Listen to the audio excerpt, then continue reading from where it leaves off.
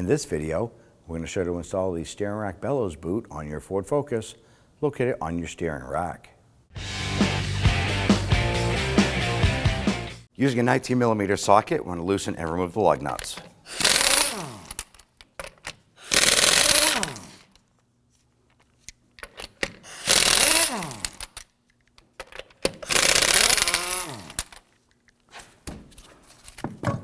Remove the wheel and set it aside. With the wheel removed, go ahead and crank it out so you have access to the steering components here. Now we're going to use a 15mm socket. We want to loosen this upper nut here for our outer tie rod. Ours is a little bit rusted, so we're going to go ahead and tap that socket on there.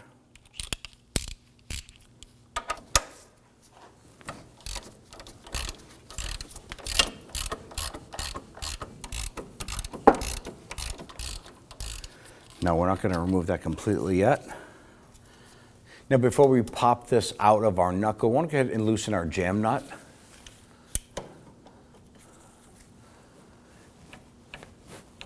Now as we loosen our jam nut, the inner tie rod is spinning in with it as well, and we don't want that to happen. So I'm going to go ahead and clean up the threads on here.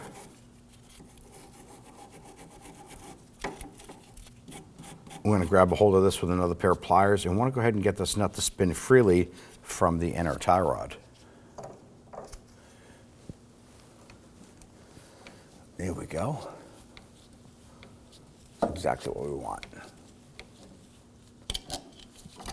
Now we're going to use our hammer to strike the knuckle right here. That should release our outer tie rod.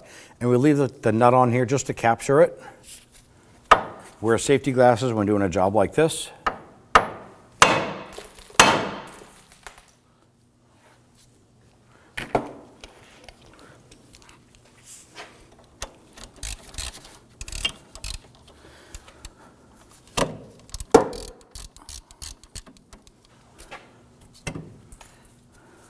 Now at this point here, before we unthread this, we want to count the amount of revolutions it takes to unthread it from the inner tie rod.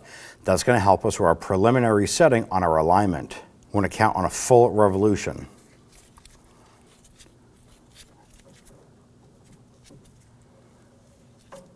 Be roughly 17 rotations.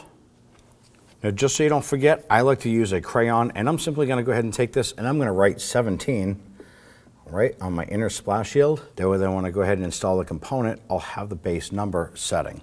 Now you can use your 21mm wrench. We're going to use our impact driver here and remove that jam nut. Going to use some needle nose pliers. I'm going to grab the little tab right here and slide that clamp off. I'm going to try and go ahead and grab that boot and just kind of work that down a little bit. All right, we have that slid down. Let's move to the inboard portion. Now on the inboard portion, there is a metal band clamp, and right here on the top is where the clamp itself attaches to itself, kind of locks onto itself. Now these clamps are a one-time use, so we're going to use a flathead screwdriver and tap that right off.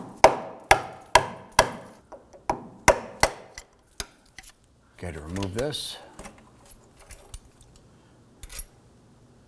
Now there's a vent tube right here that runs into the side of it. There's a little port. So if I can grab the boot, and you can see I'm twisting it.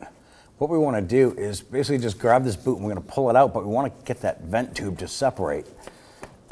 There it is right there. Now we can go ahead and pull us down the inner tie rod. Good, slide that off. I want to take our boot. I'm going to slide that over. I want to make sure that the vent port is going to be positioned appropriately once we slide this on. All right, so at this point here, the boot kind of stops. So here's a little tip, because the boot isn't reaching the rack. You simply go to the other wheel, grab that, crank that the other way, and that's going to suck in that inner tie rod, and it'll pull that boot right into position. So you can slide that back. We do want to make sure that we can get the boot on the rack and get that vent tube installed as well. So it's kind of a combo when you're trying to do this. Get the vent tube installed and then work that rack boot on. All right, make sure that that rack boot is on all the way. So now I'm going to take our tie strap. We're going to slide that around our boot. And this is going to take the place of that metal clamp. Now the key thing here is we have to get it on the other side of that vent tube. Once you have that, we can go ahead and complete that loop with that strap. Now at this point here, make sure that that strap is on the inboard band, and then we're going to go ahead and tighten this. You can grab a pair of pliers, grab the end of that strap,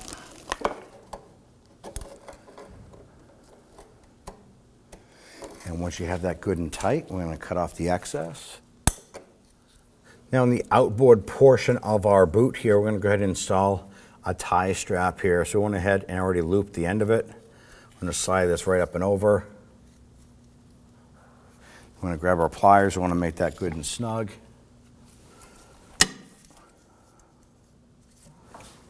And then cut off the excess. I'm going to go ahead and install our jam nut here.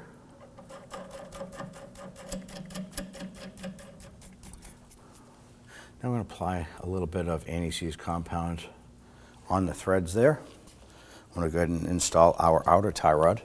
Now once this catches, we have our 17 revolutions to put on.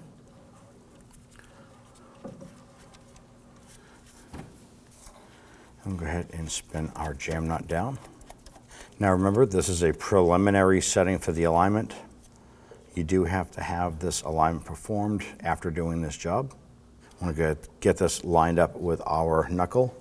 I have to bump that ball joint up and into place. Go ahead and feed that on, and we're going to get that nut started.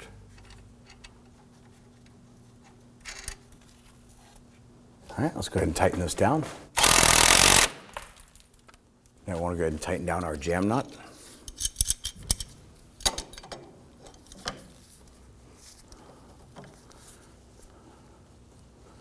And once you're done tightening that, straighten out your outer tie rod.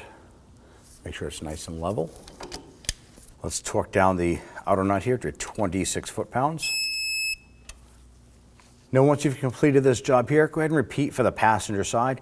Install your wheels, bring it down to your local alignment shop, and then take it for a road test. Go ahead and take your wheel, line it up on the wheel studs, and let's go ahead and get the lug nuts started. I'm going to start them all by hand, and then we'll come on back and snug them down.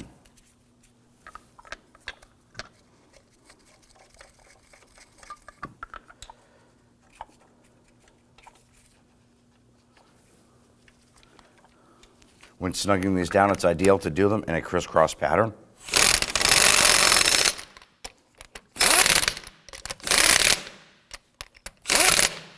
Let's now torque them. Let's go ahead and torque down our lug nuts to 94 foot-pounds. And ideally, you want to do this in a crisscross pattern.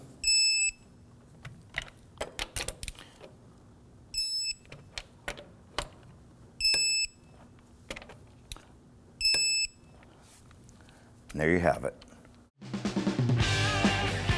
When only the best will do, demand TRQ. The only company that lets you view before you do. TRQ is committed to offering the highest quality aftermarket auto parts that are engineered for peace of mind. Thanks for using and viewing with TRQ.